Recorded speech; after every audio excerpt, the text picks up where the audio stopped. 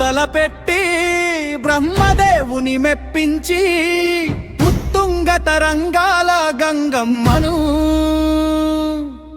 ధరకై వేడెను భగీరథుడు.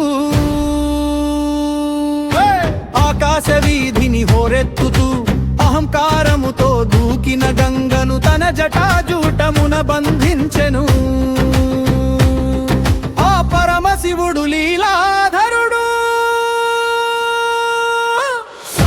భగీరథుని రథము సాగెను, భగీరథుని రథము భువికి తరలి వచ్చే గంగా ప్రవాహము.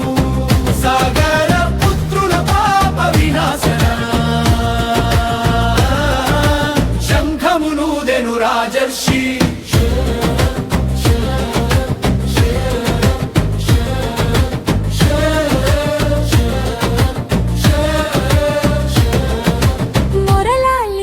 ముక్కంటి ఒక పాయను కిందికి వదలగా గలగలా గలగలా నావులతో గంగమ్మ నేలకు జారినమ్మ.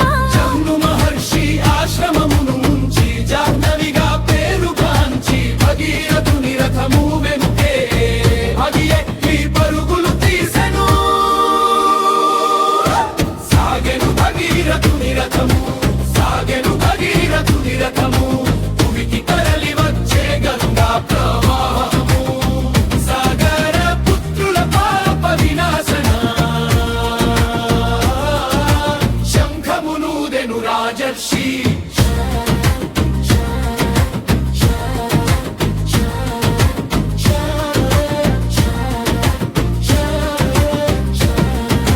పాతాళలోకము చేరింది, కపిలుని క్రోధాగ్నిని తాకింది.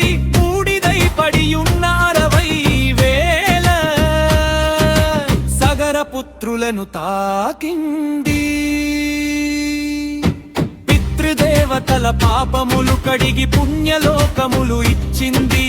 భగీరథుని కఠోర దీక్షకు జగమంత జేజేలు.